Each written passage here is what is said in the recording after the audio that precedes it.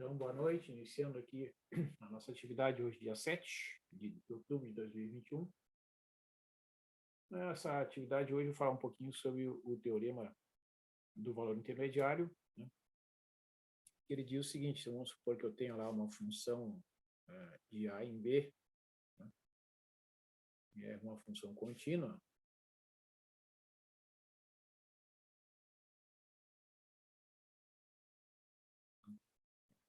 Então, se f de A igual a C, digamos, e f de B é igual a D, vamos supor que C seja menor que D, né? Então, para todo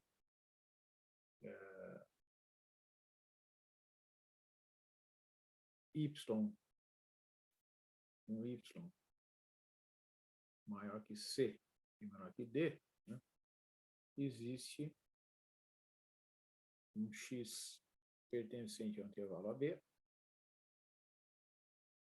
tal que f de x é igual a y. Ou seja, vamos fazer aqui a representação.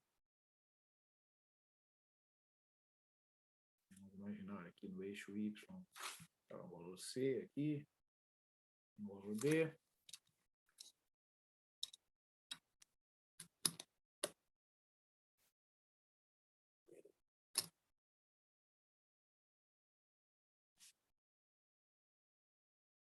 Então, vamos supor que no ponto A, né,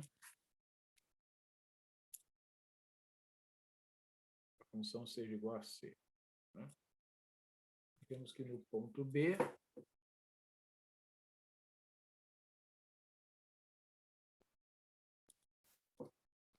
a função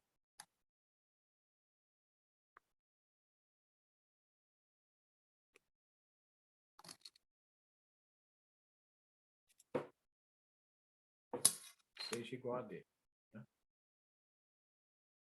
Então, digamos que aqui seja um y, sei lá, y1, né? Para diferenciar do y. Então, se eu pegar qualquer y1 aqui, um ponto qualquer, né, no eixo vertical, entre os valores extremos C e D, né? Bom, se a função é contínua, digamos que ela faça isso aqui, né?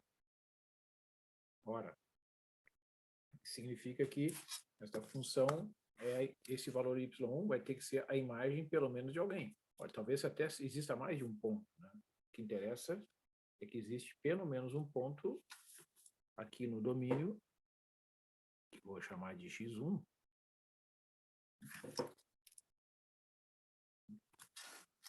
certo? Cuja imagem é exatamente o ponto y1. E pode ser que até existam dois pontos, né? Tá? E aqui a gente está supondo um caso muito particular, né, em que a f de A é exatamente o ponto C e a f de B é igual a exatamente o ponto D, são os valores mínimos e máximos, né, do conjunto de imagem. Isso aqui é apenas uma forma ilustrativa, né, de dizer que quando acontece, né, de uma função contínua assumir valores lá na imagem, né, entre dois pontos C e D, como a gente está mostrando aqui, né, sendo, por hipótese, esta função uma função contínua, né, qualquer ponto intermediário aqui escolhido arbitrariamente no intervalo CD, né, obrigatoriamente é a imagem de alguém aqui, pelo menos de algum ponto, né, no domínio, né, ou seja, algum ponto x1 pertencente ao intervalo AB, obrigatoriamente. Vamos mostrar alguns exemplos, então, de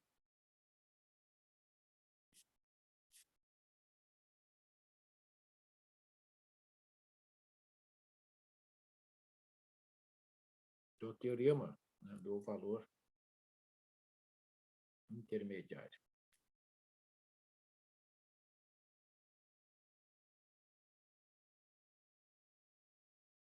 Estão enxergando bem aí, gurias?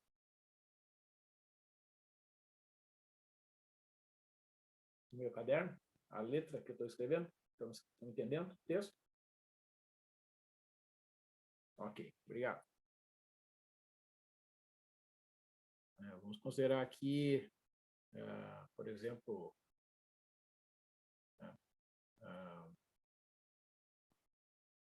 a função,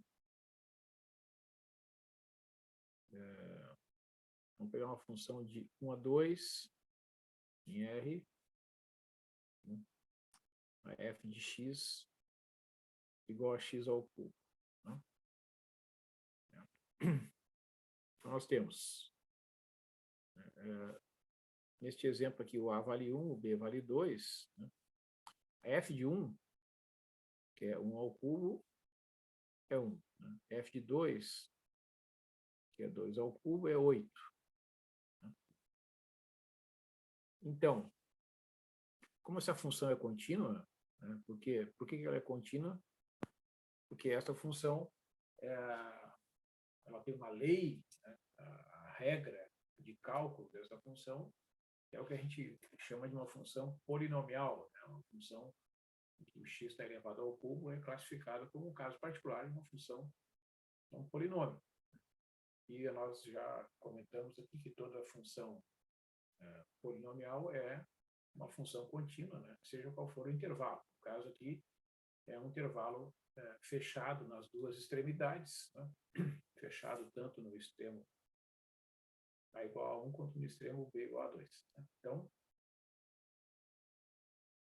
como as imagens nas extremidades são conhecidas, né, os valores 1 e 8, e vejam que essa função é uma função crescente, né, porque nós conhecemos o comportamento dessa função. Né, o valor mínimo, né, a imagem é 1 e o valor máximo é 8. Então, né, para qualquer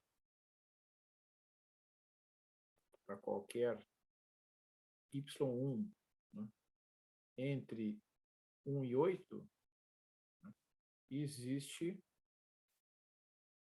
x1, né, o x1 entre 1 e 2, né, tal que f de x1 é igual a y1, ou seja, o y1, né, é exatamente o x1 elevado ao cubo. Certo? Então, essa é a consequência, né, deste resultado, que a gente pode até enxergar aqui, né, vamos representar aqui graficamente.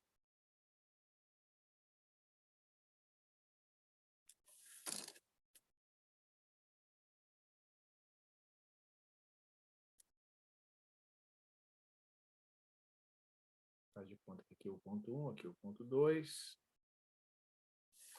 Então, no ponto 1, né, a função é 1, no ponto 2 a função é 8. Então, vamos fazer isso aqui, né? Um trechinho aqui da função y igual a x ao cubo. Ela vem aqui assim, né? E faz isso aqui. Vamos desenhar pontilhado aqui.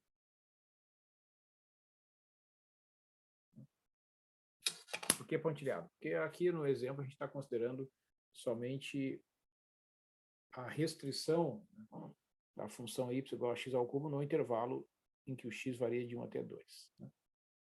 Então, o que o teorema do valor intermediário estabelece? Né? Se eu fixar qualquer valor aqui, y1, né, entre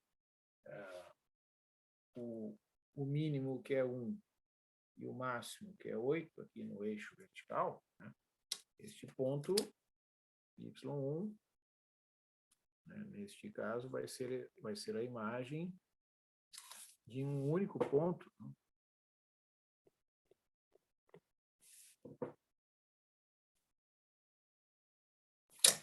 aqui no domínio entre 1 e 2. Por exemplo, vamos imaginar que o y1 é 5, né? Então, pelo teorema do valor intermediário, né, existe um x1 entre 1 e 2, né, tal que, né, o y1 é a f de x1, ou seja, né, o x1 ao cubo é igual a 5. Ou seja, o x1 é exatamente a raiz cúbica de 5. Então, a existência da raiz cúbica de 5 entre 1 e 2 é garantida aí pela aplicação do teorema do valor intermediário. Certo? Então, o que esse resultado nos garante aqui é que a raiz cúbica de 5, né, é um número entre 1 e 2.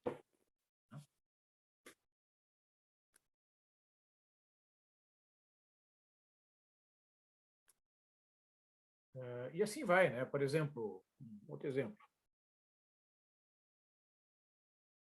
Vamos considerar a função f de x igual a 2 na x, né, definida no intervalo,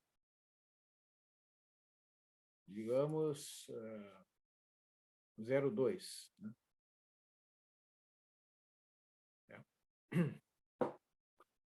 Essa função, a gente sabe que é uma função contínua, né?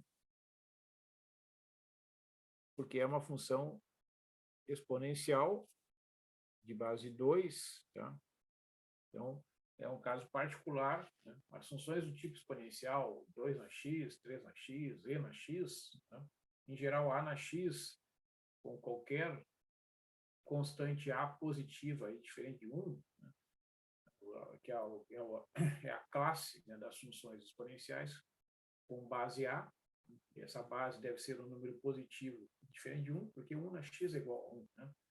Então, desde que o a seja positivo, a função a na x é um exemplo de função contínua. Então, a função 2 na x, como a gente está vendo aqui no exemplo, também é uma função contínua. Né? E nós temos que a f de 0, que é 2 na 0, é 1. Né? F de 2, que é 2 ao quadrado, né, é 4. Né? Então, pelo teorema do valor intermediário, né, se eu considerar o intervalo 1, 4 como sendo um conjunto imágino, né, então, pelo teorema do valor intermediário,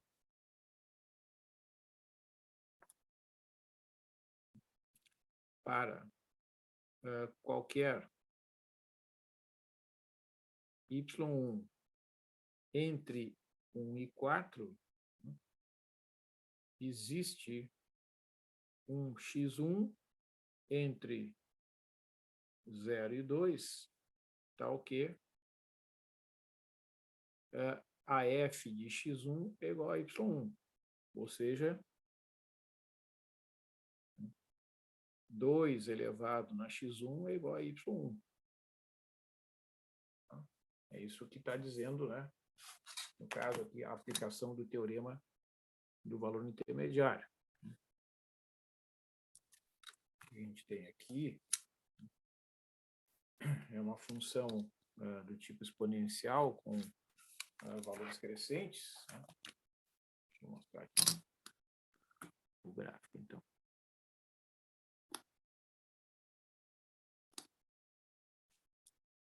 O 0 e o 2. Né?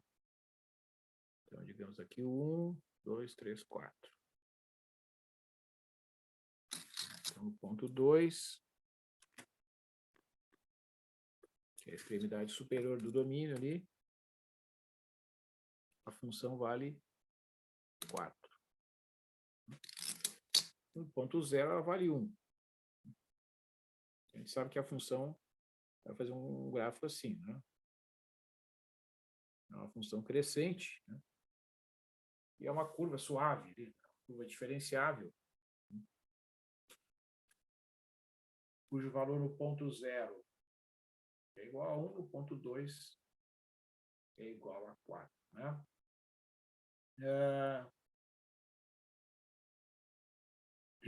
Então, o que a gente pode dizer? Né? Que se eu escolher qualquer valor aqui, né, digamos um y1, esse ponto será a imagem, neste caso aqui, de um único ponto, né?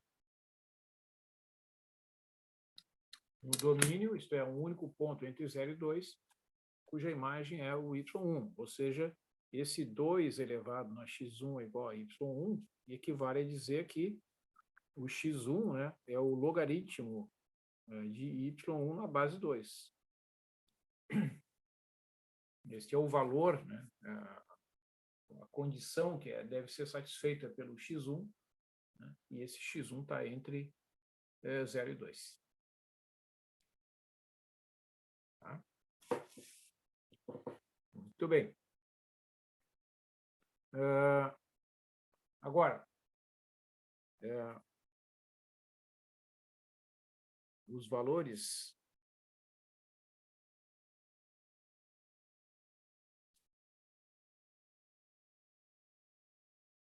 e mínimos, valores máximos e mínimos de uma função contínua definida num intervalo fechado. Tá? Bom, o que acontece?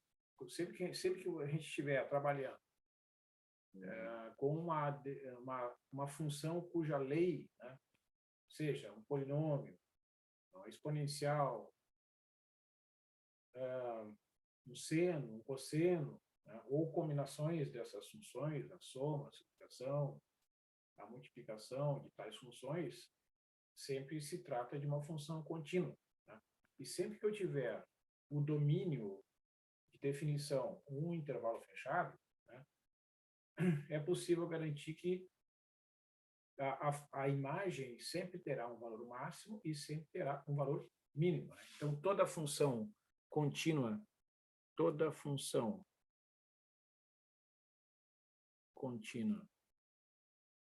f de A em B, né, atinge um valor máximo m e um valor mínimo m em pontos do intervalo AB. Tá? Certo? Então, o conjunto imagem de uma função contínua definida no intervalo fechado, tá, sempre terá um valor mínimo e sempre terá um valor máximo. Tá? Mas vejam bem, para que essas duas condições sejam satisfeitas, né, isto é, para que exista, né, um valor mínimo e um valor máximo, essas duas hipóteses devem ser verificadas. A função tem que ser contínua e o intervalo tem que ser fechado. Se uma delas não for verificada, pode ser que exista o mínimo, pode ser que exista o máximo, pode até ser que existam os dois, mas a gente não tem garantia disso. Tá? Para a gente ter garantia da existência do mínimo e do máximo, tá? As duas hipóteses devem ser satisfeitas simultaneamente. A função deve ser contínua e o intervalo de definição deve ser um intervalo fechado. Né? Como nesses exemplos aqui. Ó. Aqui nós temos, no primeiro exemplo, deixa eu aproveitar aqui os exemplos anteriores. Nós temos, né, uma função contínua, que é a função x ao cubo, definida nesse intervalo, que é um intervalo fechado. Né? Então, neste exemplo, né, o valor da função no ponto 1 é o valor mínimo da função f, e o valor máximo é exatamente a outra extremidade, que é o 8. Né? Como a gente viu aqui no gráfico. Né? Neste pontinho aqui, no ponto 1, ocorre o valor mínimo da imagem, né? E no ponto 2 ocorre o valor máximo. Então, aqui a gente tem o máximo e aqui a gente tem o mínimo. Tá? E a função 2 na x, que é o outro exemplo que também nós vimos aqui, né? É também uma função contínua, né? Definida nesse intervalo. O x varia de 0 até 2, então é um intervalo fechado, né? E a função é contínua. Então, o conjunto de imagem também terá um mínimo e terá um máximo. Né? Ó, o mínimo ocorre aqui, né? Esse é o mínimo, e o valor máximo é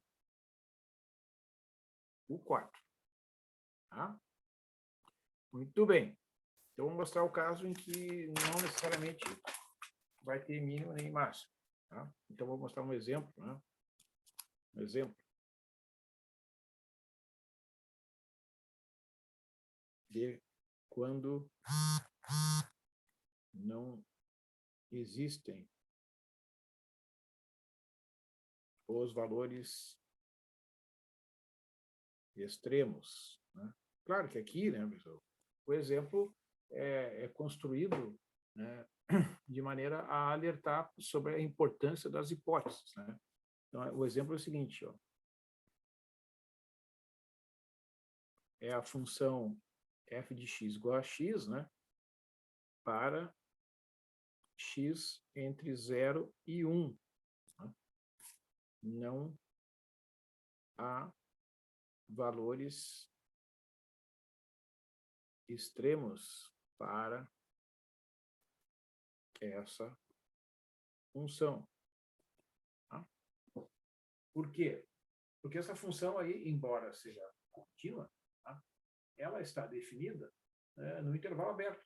Né? O x varia de 0 até 1. Então, o que vai acontecer, né, se a gente olhar aqui graficamente, é o seguinte.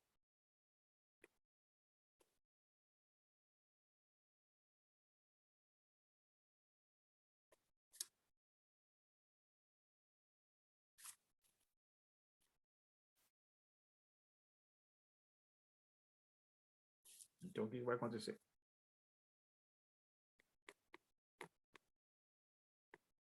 Como a função é definida no intervalo aberto, né, o gráfico vai ser esse segmento de reta aqui, ó, que vai sair lá da origem, sendo uma bolinha aberta aqui, né, e vai chegar nesse pontinho 1, 1 aqui, que é uma bolinha aberta.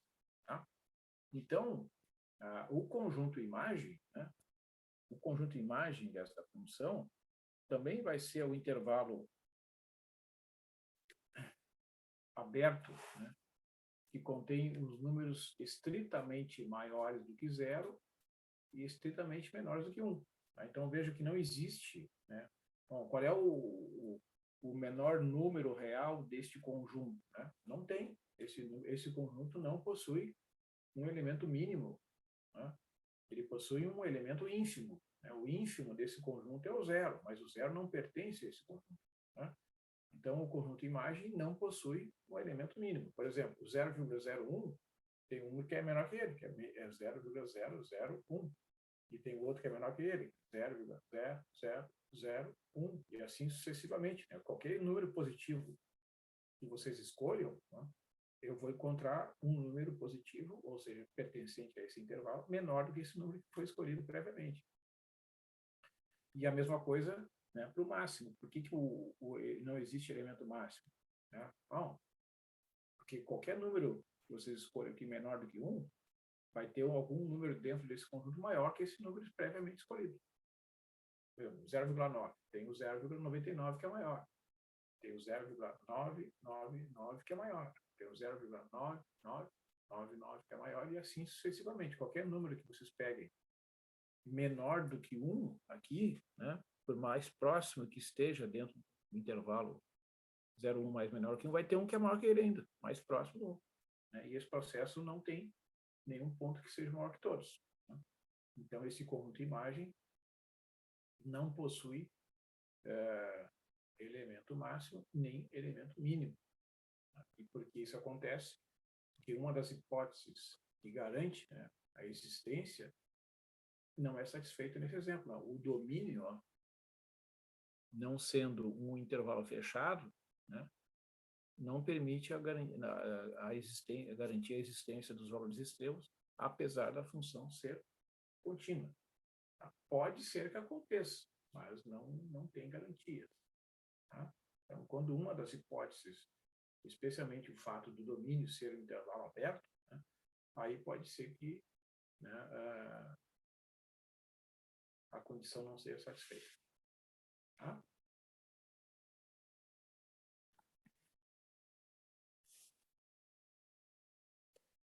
Então, agora a gente pode generalizar o teorema do valor intermediário,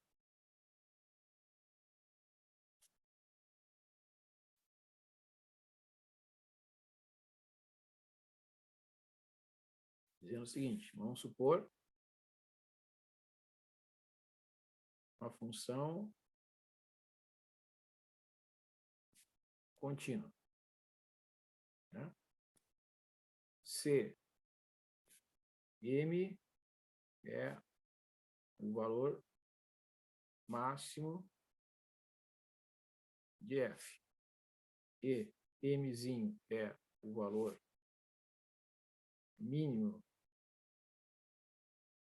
de F, né, no intervalo AB, então, para qualquer y1 entre M e N grande, né, existe x1, que pode ser mais do que 1, tal, pertencente ao intervalo AB, tal que f de x1 é o y1.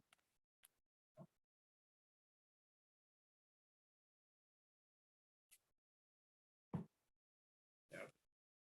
Então, agora, a gente pode aplicar o teorema do valor intermediário de modo generalizado, e com isso a gente tem maior riqueza de situações, né? Porque observem no caso, né, vou mostrar um exemplo aqui, que agora a gente vai, em vez de pegar os extremos, né, a função calculada nos extremos, vamos considerar assim, ó, a função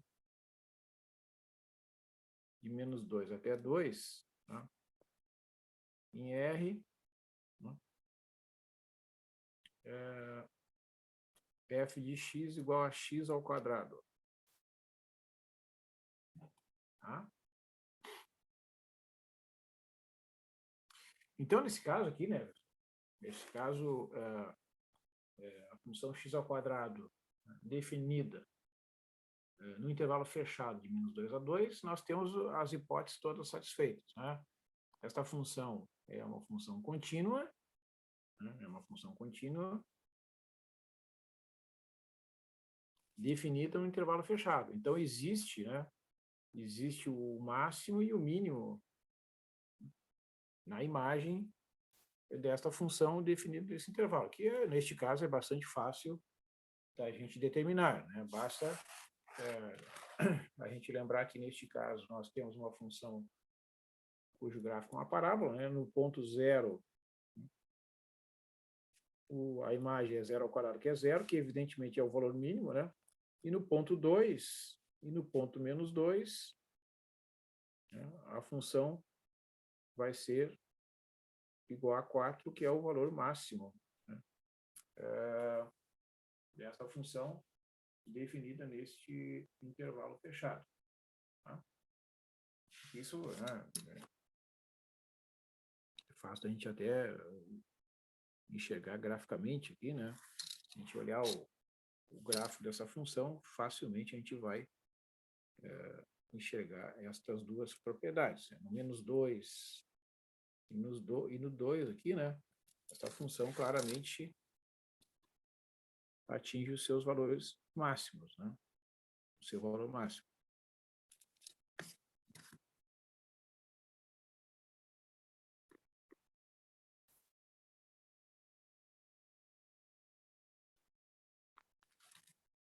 A gente sabe que o gráfico é uma coisa assim, mais ou menos assim. Né?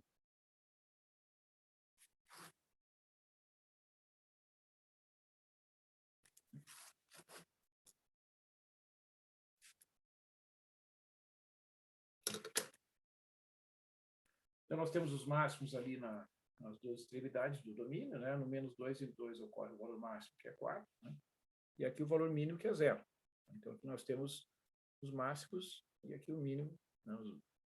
Ocorrendo nesses 3 pontos. No 0 nós temos o mínimo e no mais ou menos 2 nós temos o máximo. Tá? Muito bem. Então, o que vai ocorrer neste exemplo, né? Que é um pouquinho diferente dos demais. Ó, se eu pegar qualquer valor agora, né? Ó, então, eu sei que para y1 entre 0 e 4, opa, entre 0 e 4, né? Que são os valores mínimo e máximo ali da imagem. Ó. Então, se eu pegar um y1 qualquer aqui, né? O teorema do valor intermediário garante que existe um x1 entre menos 2 e 2, né? Tal que f de x1 é y1, ou seja, x1 ao quadrado é igual a y1. Neste exemplo, nós vamos ter 2. Ó, se eu marcar aqui, ó, dá para ver graficamente.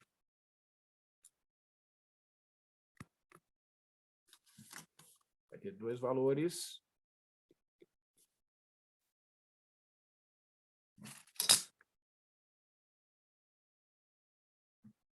que vão ser exatamente mais ou menos a raiz quadrada de y1. Então, claramente, né, quando a gente usa o teorema do valor intermediário, né, considerando uma função contínua, né, definida no intervalo fechado, né, a gente deve analisar, primeiro, qual é o valor mínimo, qual é o valor máximo da imagem, né, para conseguir descobrir todos os pontos, né, nos quais é possível garantir que existe uma pré-imagem no domínio, né, para qualquer valor entre o valor mínimo e o valor máximo da função, considerando aqueles extremos ali. Né? Então, por isso que é extremamente importante verificar as hipóteses, as que são dúvidas. O intervalo tem que ser fechado e a função tem que ser contínua. Então, o que esse exemplo, agora, nós estamos vendo em tela aí, está mostrando que pode acontecer, né, de eventualmente uma determinada equação ter mais de uma solução. Não tem nenhum problema. Neste caso aqui, tem 2. Né?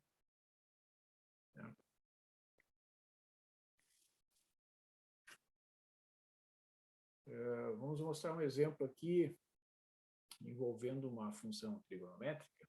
Né?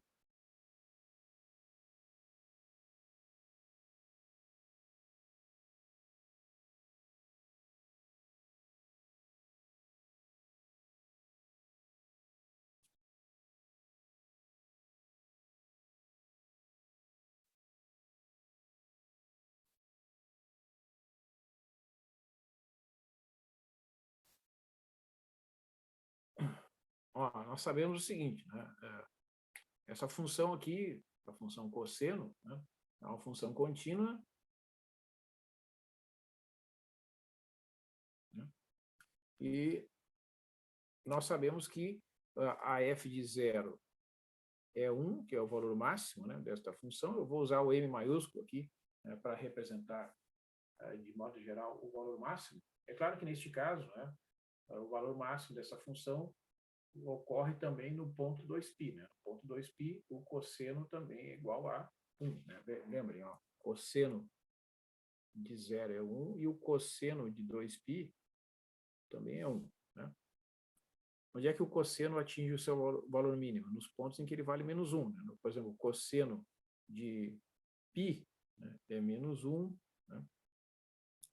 Então, o cosseno, né, a f de π é igual a menos 1, que é igual ao valor mínimo, né, desta função.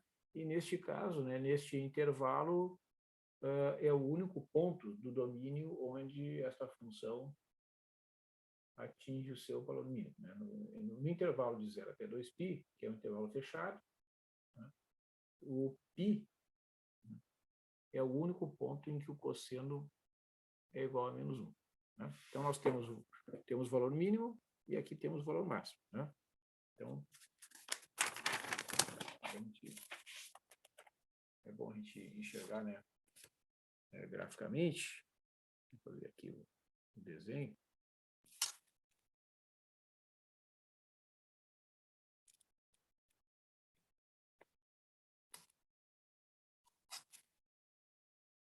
Então, digamos que aqui seja 1, aqui é menos 1. Né?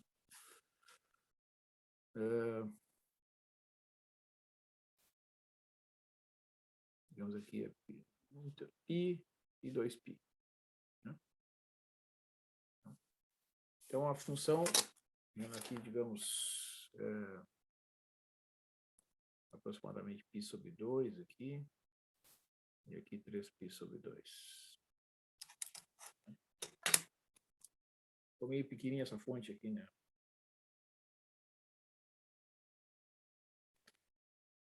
Isso aqui é π. Tá? Então, o que vai acontecer, essa função ela vai sair aqui do zero, né? Vai atingir, vai ser onde no zero ela vale 1, né? Vai atingir a primeira raiz aqui, né? Aí ela vai fazer uma voltinha aqui assim, né? No menos 1, vai atingir uma raiz aqui no ponto 3π sobre 2, e aqui assim, ela vai atingir o máximo lá no ponto em que o x é 2π. Tá? Bom, então tá aí, né?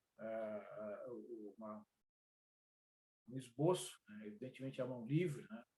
Do gráfico da função cosseno, né? O y igual a cosseno de x, definida no intervalo fechado, com x variando de 0 até 2π. Tá? Então, pelo teorema do valor intermediário, para qualquer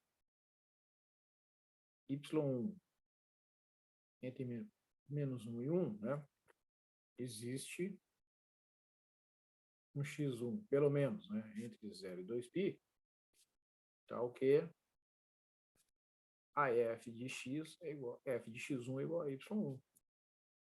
Ou seja, o cosseno de x1 é igual a y1. Então, se eu marcar um y1 aqui, por exemplo, né, o que vai acontecer? Ó, vai ter dois valores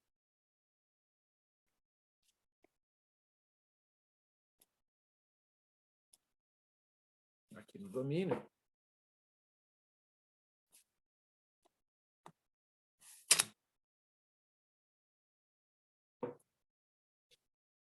Né, em que eu consigo determinar, né, eu consigo identificar ali, ó, dois valores de x no intervalo de 0 a 2π, né, em que o cosseno de x1 é igual a y1. Tá? Aí o que vai acontecer, né, o que vai acontecer se vocês tentarem calcular, né, estes valores? Bom, vamos fazer uma comparação com o exemplo anterior aqui. Veja o seguinte, vocês verem como as coisas são diferentes, né, mais difíceis caso a caso, né? E algumas são mais fáceis. Por exemplo, vamos pegar aqui o exemplo anterior. Se eu pegar, por exemplo, digamos, y1 igual a 3, né? Então, o x1 ao quadrado igual a 3, eu tenho que o x1 é mais ou menos a raiz quadrada de 3. Eu tenho dois valores, um positivo e um negativo, né, que resolvem o problema. Tá? Mas agora aqui, como a gente vai determinar, né, esses dois valores no intervalo de 0 a 2π, né, que satisfazem o teorema do valor intermediário. Essa é a questão. Eu vou compartilhar aqui. Deixa eu abrir uma calculadora. Vocês estão vendo a calculadora ou não? Acho que não, né? Vou compartilhar. Tá. Agora estão vendo?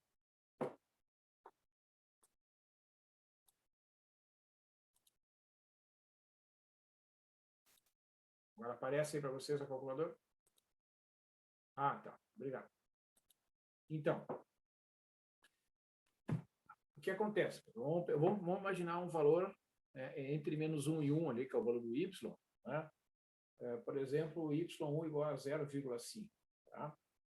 Então, eu tenho que descobrir, né, o x tal que o cosseno de x seja 0,5.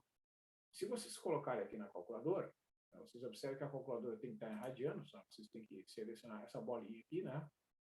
Vocês vão entrar aqui, 0,5. Então, vamos imaginar que o y seja 0,5.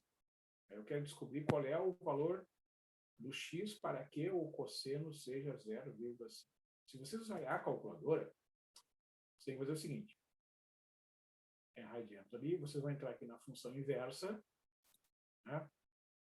E aparece ali o cosseno a menos 1. Né? 1,047, etc. radianos. Né? Então, se eu olhar no caderninho aqui, né?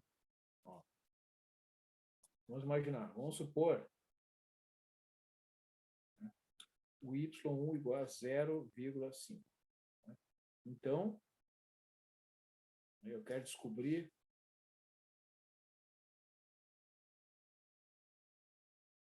os valores de x, né, entre 0 e 2π, né, de modo tal que o cosseno de x seja 0,5.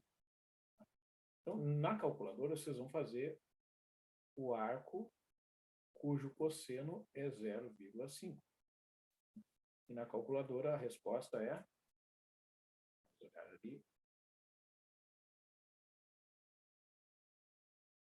1,047 radianos.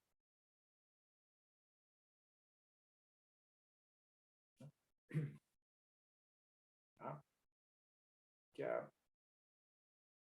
Muito bem. Mas a gente observa, né? A gente observa no gráfico que existem dois valores. Né? Então, o que é esse 1,047 radiano? Esse aqui, ó. Esse x1 aqui. Tá? Mas esse aqui, né? Tem um outro ponto lá, ó. Vou chamar de x2. Né? Esse valor aqui também é um ponto de domínio, claramente ali o gráfico está mostrando, né? Que este ponto é um ponto em que o cosseno também é igual a 0,5. Tá? Por que na calculadora não dá? Porque na calculadora, para esta função aqui ter inversa, a inversa é calculada só nesse intervalinho aqui. Ó. Porque é uma função para ter inversa, ela tem que ser injetora. Né? Então, a função cosseno de x ela é restrita a esse intervalo. Né? Ou seja, o que eu estou dizendo é que, para existir a função inversa do cosseno, tá?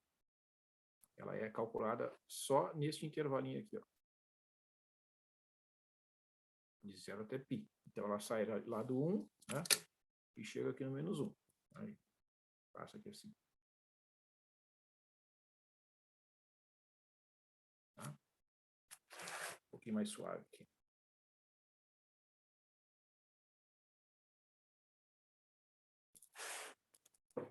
Certo?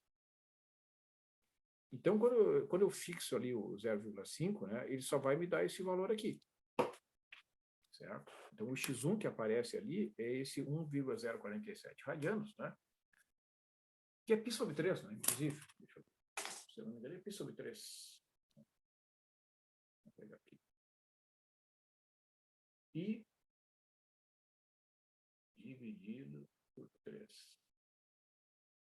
É isso mesmo. Esse valor aqui nada mais é do que π sobre 3. Então, como é que eu vou resolver, né, esse problema? Aí eu tenho que usar uma propriedade da função cosseno, né, que a gente, olhando os valores, né, do cosseno, cosseno da soma, cosseno da diferença, né? Como é que a gente lembra lá, ó, como é que a gente expressa, né? Ó, por exemplo, o cosseno, né? Como é que a gente expressa o cosseno de A mais B? É cosseno de A, cosseno de B, menos seno de A, seno de B, né? Certo? Então, por exemplo, vamos supor que o A seja x, né, e o B seja π. Né? Então, o cosseno de A mais π, né, é igual ao cosseno de A, cosseno de π, né, menos seno de A, seno de π. Né? Isso aqui vai dar zero. Aí o cosseno de π é menos 1. Então, o cosseno de A mais π, né, é igual a menos o cosseno de A. Né? Agora, vamos imaginar que o A seja x. Então, vamos olhar aqui no gráfico.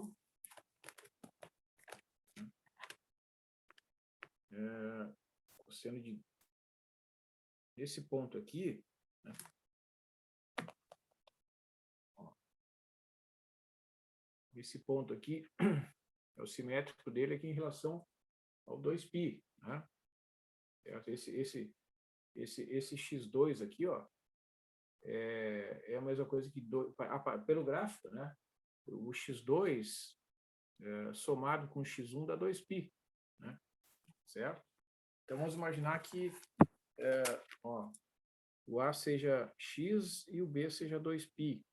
Ó, cosseno de A mais 2π, pela identidade aqui, ó, é cosseno de A, cosseno de 2π, menos seno de A, seno de 2π.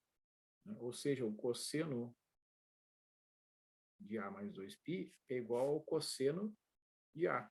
Né? Então, vocês vejam que nesse desenho aqui, né, o x1 somado com o x2 é exatamente 2π. Tá? Ou seja, o x1 é igual a 2π menos o x2. Tá?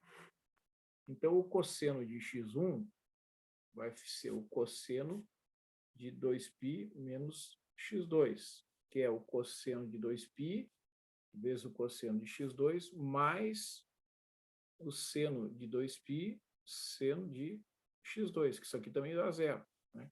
Ou seja, o cosseno de x1 é igual ao cosseno de x2. Tá? Certo? Então, esse x2, né, o x2 é igual a 2π menos x1. Então, esse é o ponto que satisfaz aquela condição. Como o x1 é π sobre 3, né, o x2 vai ser 2π menos π sobre 3. Vai ficar 3 vezes 2, 6, né, menos, vai ficar 5π sobre 3. Né? Então, os pontos que satisfazem cosseno de x igual a 0,5, né, no intervalo 0,2π, são x1 igual a π sobre 3 e o x2 igual a 5π sobre 3. Tá? São esses os dois pontos no intervalo de 0 até 2π, né, que tem imagem igual a 0,5. Tá? Quer ver? Eu vou mostrar aqui para vocês. Ó. Π dividido por 3. Está vendo lá? Tá? Ó, cosseno. Veja que a máquina está irradiando. Cosseno de π sobre 3, 0,5. Agora vamos pegar 5 vezes π igual dividido por 3. 5,23 aproximadamente. O cosseno vai dar 0,5. Tá? Então, são dois pontos do intervalo 0 até 2π que satisfazem a mesma condição. Tá? Então, vocês vejam que para poder, né, descobrir esses dois pontos, eu precisei usar propriedades do cosseno, né? Então, a forma de resolver é um pouquinho diferente daquela envolvendo a raiz quadrada. Ok? Então, né, cada caso é um caso.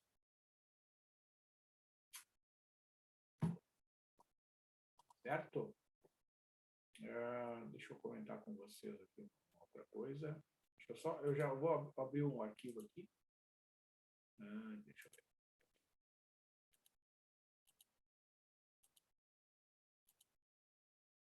Então, assim, hoje é dia 7, tá? Então, a gente está vendo essas aplicações aqui do teorema do valor intermediário, tá? Nós já vimos nessas últimas aulas esse estudo detalhado sobre limite, uma função num ponto, limites no infinito, limites infinitos, vários exemplos de resolução de indeterminações, né? A gente viu aqui as definições de função contínua, limite de uma função num ponto e as aplicações do teorema do valor intermediário, tá? Então, com isso, a gente está encerrando aqui esse estudo sobre limites, tá? Aqui no Moodle, né? Vocês têm alguns exercícios aqui nesse texto, né, que eu já havia comentado, né, que está disponível ali. É um texto que eu usei no semestre passado. Tem vários exemplos resolvidos, que vários aqui foram detalhados em sala de aula, né? Então, tem aqui exemplos resolvidos, exercícios, tá? Limites laterais, função 2 na x, né? A gente prova aqui, usando a desigualdade de Bernoulli, que essa função vai para mais infinito, quando x vai para mais infinito, né? Neste exemplo aqui, eu provo que o limite do polinômio quadrático, x ao quadrado mais 4x mais 1, quando x vai para mais infinito, que esse limite também é mais infinito, eu faço aqui o detalhamento, né? Limite, quando x vai para mais infinito, de menos 3x ao quadrado mais 100, eu provo que esse limite é menos infinito. E ali tem alguns exercícios, né, para vocês resolverem aqui de cálculo de limites no mais infinito e menos infinito. Tá? Então, com isso, né, eu considero aqui encerrada esse tópico aqui, né, de estudo de limites, teorema do valor intermediário e funções contínuas. Tá? E no dia 14, né, dia 14,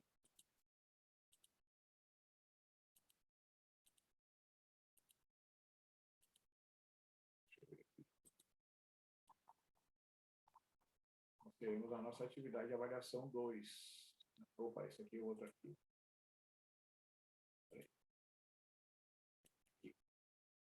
Ó, hoje é dia 7, dia 12 é feriado, né?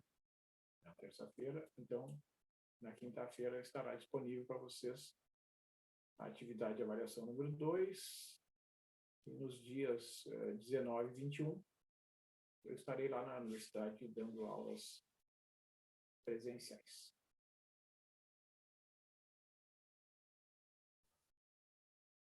Professor, Oi? tinha comentado, me dado um e-mail sobre apresentar uma das questões ali do Sim. material.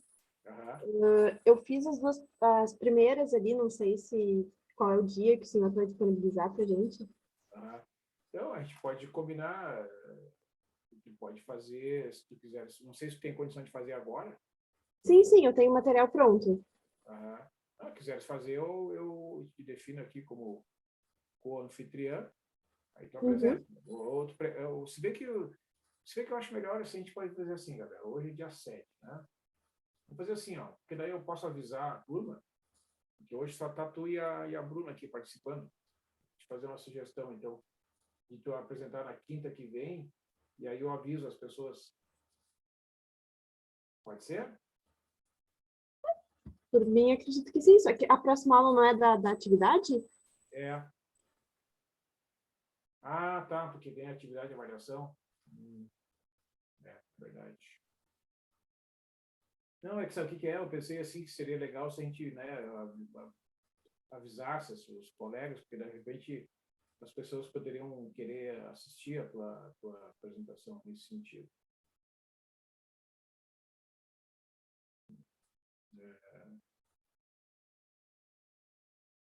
Deixa eu pensar aqui. Bom, de qualquer maneira, né, Gabriel, mesmo sendo atividade de avaliação, a gente pode marcar, né? Aí tu apresenta às 9 horas, não sei qual, precisaria de alguns minutos, né, para apresentar, e aí quem quiser assiste, quem não quiser não assiste, bom, mas pelo menos as pessoas seriam avisadas e poderiam assistir. Professor, para mim eu podia fazer hoje já, para já... Porque acho que a maioria do pessoal está assistindo mais a gravação mesmo, né, da aula, então não acho que vai ter muita diferença, assim. Tá, então tudo bem. Então deixa eu definir. Eu não fiz nada demais também, eu só resolvi o exercício, não é uma mega apresentação, né? Mas a questão é que, na verdade, até para valorizar o fato das pessoas que fazem, né, e dar a oportunidade de, digamos, verbalizar, né, a solução nesse sentido. Mas então tá, agora tu pode compartilhar aí. Deixa eu encerrar. Bom, agora eu não estou compartilhando. Tu te incomoda se ficar gravado ou não? Não, sem problemas. Então tá bom. Vou continuar então. Vocês visualizam aí? Agora sim. Tá. Então, a primeira questão ali, né, que é para demonstrar que o limite da função 4x mais 1, quando n tende a mais infinito, é mais infinito. Então, pela definição, a gente deve mostrar que existe um n maior que zero, né, um número maior que zero, e é possível encontrar um valor a maior que zero, de modo que seja satisfeita essa condição, né, de que x seja maior que a, então 4x mais 1 também vai ser maior que m. Desenvolvendo ali, então, 4x mais 1 maior que m, implica que 4x é maior que m menos 1, e x, então, é maior que m menos 1 dividido por 4, né? Dividindo essas duas parcelas por 4. Então, a gente tem que o a é igual a m menos 1 dividido por 4. Como esse limite ele tende a mais infinito, esse x vai ser positivo, e se a gente escolher o a igual a m menos 1 dividido por 4, sempre que esse x for maior que a gente vai ter essa função 4x mais 1 maior que m. Então, a gente prova que existe um m maior que zero para quando a for maior que zero. Então, a gente tem que o limite dessa função vai ser mais infinito. E aqui, fazendo o mesmo teste, né, que o professor demonstrou nas últimas aulas, né, para verificar, se a gente escolher um m 101, por exemplo, a gente vai ter um a igual a 25, e a gente pode escolher um x, então, maior que esse a, escolhendo 26, por exemplo, a gente vai ter que o valor dessa função, quando x for igual a 26, vai ser 105, que é maior do que o m, que é igual a 101. Então, assim, me desenvolvi também para outros exemplos, né, para verificar que essa função tende, sim, então, a mais infinito. Muito bem. Apresentou. Ô, professor, eu fiz outra questão, só que eu fiquei com uma dúvida, que é essa aqui da função quadrática, né? Para demonstrar que ela tende a infinito, então, eu pego as parcelas dela e, a partir daí, eu demonstro que ela tende a infinito? Bom, aí tem várias possibilidades. Uma delas é essa técnica que é apresentada nessa igualdade que está fazendo, né, como que fatorando aqui o x ao quadrado, né? Então, x ao quadrado vezes 1 dá o x ao quadrado ali, né? X ao quadrado vezes menos 4 sobre x é o menos 4x, e x ao quadrado vezes 1 sobre x ao quadrado é 1. Então, o que acontece? Dentro desse parênteses aqui, grande, né, na tua igualdade à direita, né, tu vai ter dois fatores que vão tender a zero. É o 4 sobre x e 1 sobre x ao quadrado. Né? Esses fatores claramente tendem a zero quando x vai para menos infinito. Então, vai sobrar o 1, que é uma constante, vezes o limite do x ao quadrado. Então, quais são os requisitos, né, que tu precisa já saber para poder concluir que o limite é mais infinito? É que o limite do x ao quadrado, quando o x vai para menos infinito, esse limite é mais infinito. Multiplicado pelo 1, o resultado vai ser mais infinito. Então, se tu já sabe, né, que o limite desse fator quadrático aqui, o x ao quadrado, né, que está sozinho ali, digamos, né, fora do parênteses, tu já sabe que esse limite é mais infinito vezes 1 vai dar mais infinito. Entendeu? Então, desde que tu, né, já saiba esses resultados anteriores, pode usar esse procedimento. Entendi. Então, ali, para ficar mais completa a resposta, eu poderia provar que o x ao quadrado tende a infinito. Quando x vai para menos infinito, isso. Aí Tá. tu poderia fazer um exercício semelhante ao que tu apresentou ali no primeiro, né? Ó, agora vou pegar aqui um m positivo e vou mostrar que existe um a negativo, tal, que se o x for menor que a, então o x ao quadrado vai ser maior que m, etc. Né? Entendi. Aqui, o Gabriel, só observa para ti, tá? Que o teu cálculo e o teu raciocínio está correto, só que aqui é o x, né, que vai para menos infinito, tá? Eu não sei se será que lá no texto eu escrevi n?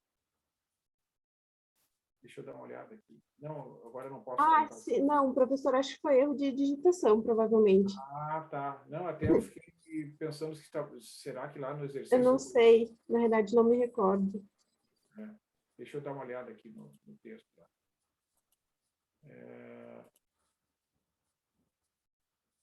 Não, é x, é x. Foi erro de digitação. Acho que é o costume mesmo de botar o N ali.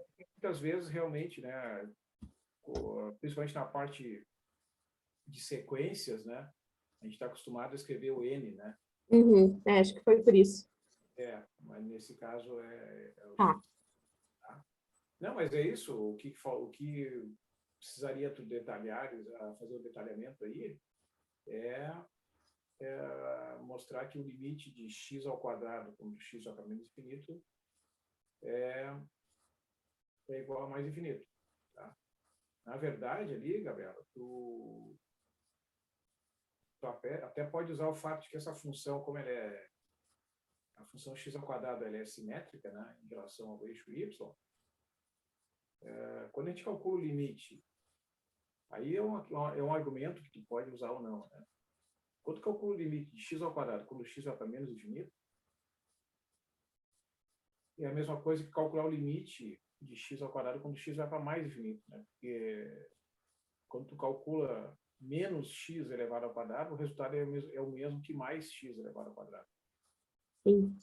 Então, tu poderia transformar esse limite num limite com números positivos, que fica mais fácil, né, de resolver o problema. Uhum. Tá? Mas isso só ficaria faltando isso, porque esses limites aqui, ó, se tu lembrar, esse 4 sobre x aqui, isso aqui a gente já fez em exemplos anteriores, né? Uhum. E esse 1 sobre x agora também. Então, só faltaria o x. Eu não sei se esse aqui também não foi feito. Eu acho que sim, talvez sim. Para o mais infinito, eu acho, né? Mas sim, eu me lembro que a gente fez no mais infinito. Tá? Então, como é que tu conclui que também no menos infinito o limite de x ao quadrado é mais infinito? Tu usa o fato de que f de x e f de menos x são iguais, né? Ou seja, x ao quadrado é igual a menos x ao quadrado. Quer ver? Não sei se eu fui claro. Quer ver? Só interrompe o compartilhamento, por favor. Isso aqui que eu quero dizer. Assim, ó. F de x é x ao quadrado, certo? Neste exemplo. Então, se tu calcula f de menos x, que é menos x elevado ao quadrado, o resultado é o mesmo. Entendeu? Então, quando tu calcula esse limite aqui, ó, é a mesma coisa que se tu substituir o u por menos x, vai ficar o limite de u ao quadrado quando o u vai para mais infinito. Entendeu? Então, tu transforma esse limite nesse, por uma substituição de variável. Porque as extremidades, né, da parábola vão para mais infinito dos dois lados. Né? Tá? Mas, enfim, é uma sugestão. Sim, sim, entendi, professor. Muito obrigada. Tá? Então, eu vou fazer o seguinte, como tu apresentou ali, eu vou depois processar, né, a gravação, vou publicar na playlist do YouTube, né? E aí depois eu peço que tu mesmo e os demais colegas que não estão aqui assistindo nesse momento assistam a essa apresentação, né? Se quiserem fazer algum comentário, alguma coisa, tá? Porque às vezes a gente não, né, percebe que está tudo bem, se estiver tudo bem, mas então eu vou assistir com bastante calma, depois se tiver alguma observação eu comento contigo, tá bom? Certo. Mas eu te agradeço aí a disposição em fazer essa breve apresentação, é muito importante aí para vocês, né, que fazem o curso de matemática, expressar de forma verbal aí os raciocínios aí da solução das questões. Te agradeço muito mesmo. Bruna, não sei se tu te preparou para fazer alguma apresentação, tá? Estás aí ainda?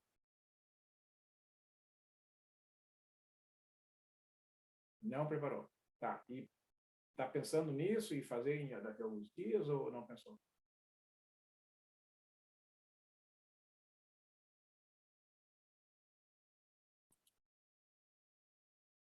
Tá, então pensa e depois tu me avisa ali, de repente pode ser, não no dia 14, então, porque vai ter essa avaliação, pode ser depois, não tem nenhum problema.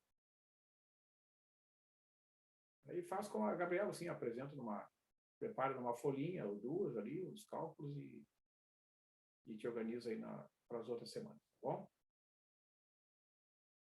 Então tá certo.